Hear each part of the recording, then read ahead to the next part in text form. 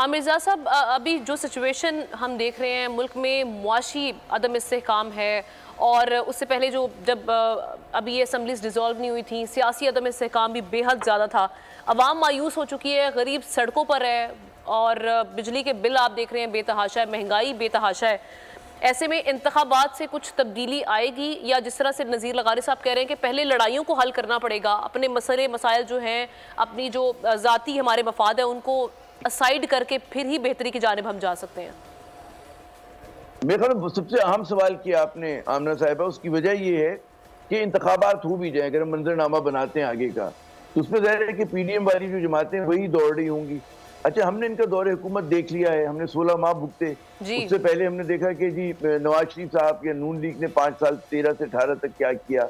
इसकी वजह से हम देखते हैं कि आज जो बिजली का बहरान है, उसकी जो कहते हैं ना कि जड़ें हैं, वो आपको मिलती है जी कैपेसिटी पेमेंट्स के अंदर, जो कि आपने बिना सोचे समझे बिजली घर लगाए। उससे पहले पाकिस्तान पीपल्स पार्टी के 5 साल थे। अच्छा, वो भी आप याद करें तो कोई इतने खुशाइन नहीं थे। अब सवाल ये होता है कि इंतखाबात हो भी जाएं, और इन्हीं लोगों के पास के जो लोग पार्ट ऑफ द प्रॉब्लम रहे हैं हमारी 20th सेंचुरी में या अर्ली 21st सेंचुरी में, वो लोग आके क्या हल करेंगे। हमने अभी तक हम बात करेंगे जी इंतखाबात होंगे, नवाज शरीफ साहब आ जाएंगे वापस और फलां साहब यूं हो जाएगा। कोई इनसे पूछे कि इनके पास रोड मैप क्या है, सर। आप उनका कॉन्फिडेंस तो देखें, आज इसहाक डार साहब ने जो बयान दिए, उन्होंने कहा जी सियासत कुर्बान की है, मैंने मुल्क बचा लिए, 3-4 साल वापस आऊंगा और फिर आगे जब गवर्नमेंट करेंगे हम तो तमाम मसाइल हल हो जाएंगे। वो तो मलबा डाल रहे हैं पीटीआई पर। जी, मैं यही अर्ज करूं कि हमारे यहाँ जो मलबा डालने की आदत है उससे कोई फर्क पड़ना नहीं है, क्योंकि हमने इनके जो वो है होशियारियां माशाल्लाह इसहाक डार साहब की, इसको हमने भुगती हैं। और वो मैं हर प्रोग्राम में जब मुझे मौका मिलता है, जब कोई सवाल करता है, मैं कहता हूँ कि इसहाक डार जो है इस मुल्क के नाकाम तरीन वजीर खजाना है। उनको अगर बार बार इसी तरह मौका दिया जाता रहा तो आपने पाकिस्तान का शर तो देख लिया है कि आज जो है हमारा ना रुपया काबू में है, ना इफरात ज़र हमारे यहाँ काबू में है, ना इफरात ज़र से मुराद महंगाई की है। उसी तरह आप देखें कि आपका करेंसी रेट जो है बहुत ज़्यादा अंडर प्रेशर है, आपके यहाँ सरमायाकारी रुकी हुई है, आपके यहाँ जो है लोग बिजनेस की ट्रांजैक्शन नहीं कर रहे, तो बहुत बड़ा मसले का शिकार है पाकिस्तान। तो सवाल ये पैदा होता है कि क्या पीएमएल नून के पास कोई विजन है, कोई माशी विजन है, कोई सियासी विजन है, कोई समाजी विजन है? क्या पीपल्स पार्टी के पास है ये तमाम चीजें? इन दोनों जमातों में जो बड़ी जमातें, इनके विजन में एक दूसरे से क्या फर्क है? क्या कोई फर्क है या बिल्कुल एक जैसी बातें?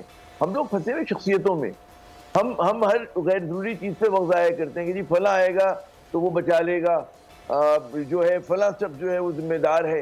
लेकिन हम ये बात नहीं करते कि हम करेंगे क्या, हम जो है क्या इकदाम करेंगे। तो मुझे तो नहीं लगता कि अगर जब भी आप देखें कि पाकिस्तान में किस तरह की मायूसी है इस वक्त, और लोग जितने दिल बर्दाश्ता हैं, और लोग जितना कहते हैं ना कि इस मुल्क के मुस्तकबिल से मायूस हुए हैं खाकम बदहन, जो कि बहुत ही मनफी बात है। तो सबसे बड़ा मसला है कि कैसे लोगों का एतमाद बहाल किया जाए। बिल्कुल। और क्या वो ये सूरतें हैं, ये जो सूरतें हम पे इतने बरस से हमें हम पे हुक्मरानी करती आ रही हैं, कि ये सूरतें जो है इनमें कैपेसिटी है, कैपेसिटी पेमेंट तो कर सकती हैं, लेकिन क्या इनमें कैपेसिटी है कि ये मुल्क के लोगों का एतमाद बहाल कर सकें, इसको मुश्किलात के गिरदाब से निकाल सकें? मुझे तो शुबह, और आप अगर बाइक लेके खड़ी हो जाए कराची की किसी गली कूचे में, बिजनेस सर्कल में, वो सब के सब कोई हंसेगा, कोई इनके ऊपर मतलब तनकीद करेगा, कोई और ज्यादा कहते हैं सड़क की जुबान में बात करेगा। और वो तमाम बड़े शहरों का ये आलम है कि लोग जो हैं इस वक्त आंसुओं से रो रहे हैं, और उसकी वजह जो है वो इन हमारी जो हुक्मरान शराफिया है, इसको जरा सा ब्रॉड कर लें। और हुक्मरान शराफिया जो हमारी तमाम पोलिटिकल पार्टीज में एक जैसी है, वो चाहे पीटीआई हो, चाहे वो नून लीग हो, चाहे वो पाकिस्तान पीपल्स पार्टी हो, या दीगर जमातें, हर जगह मौरूसी सियासत है, हर जगह हमारे यहाँ बदनवानी को बदनवानी नहीं समझा जाता। हमारे यहाँ नैब लॉज में लाइसेंस को करप्शन दे दिया गया तरमीम करके। इस मुल्क का क्या होगा, ये बहुत बड़ा सवाल है। और उसके लिए कौन विजनरी लीडर आएगा, या ऐसी क़यादत आएगी, पढ़ी लिखी क़यादत आए, ईमानदार क़यादत आए, जिसकी जरूरत है इस मुल्क को, और वो जो है वो उठेंगे। मैं हमेशा कहता हूँ कि कायद-ए-आज़म के जानशीन जो हैं वो आपको जाती उमरा में नहीं मिलेंगे, वो 70 क्लिफ्टन बिलावल हाउस में भी नहीं मिलेंगे। वो तो हमारे मेहनत कश लोग हैं ना, जो तख्लीक करते हैं, कोई पढ़े लिखे लोग हैं, हमारा उस्ताद है, हमारा तालिब इल्म है।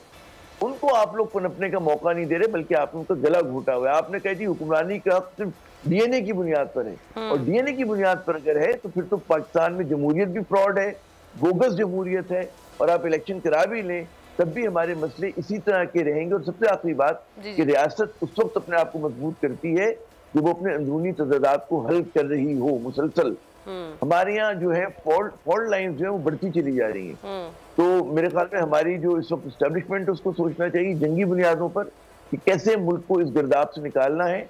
उनको ऐसे ईमानदार पार्टनर्स की जरूरत है कि जिन पे लोग इत्मीनान करते हो। बिल्कुल। और अगर उनको साथ में लाने से ये ना हो रहा हो कि आपके ऊपर उनकी नालायकी का और उनकी बदनवानी का मलबा जो है वो आप पे गिर रहा हो। Exactly, ये हम लोग सिचुएशन जो है फैसला नहीं करेंगे, पाकिस्तान आगे नहीं बढ़ेगा। जी बिल्कुल, फिर तशवीशनाक सूरत हाल बन जाएगी। सब्सक्राइब करें और बेल दबाएं ताकि कोई खबर रह न जाए।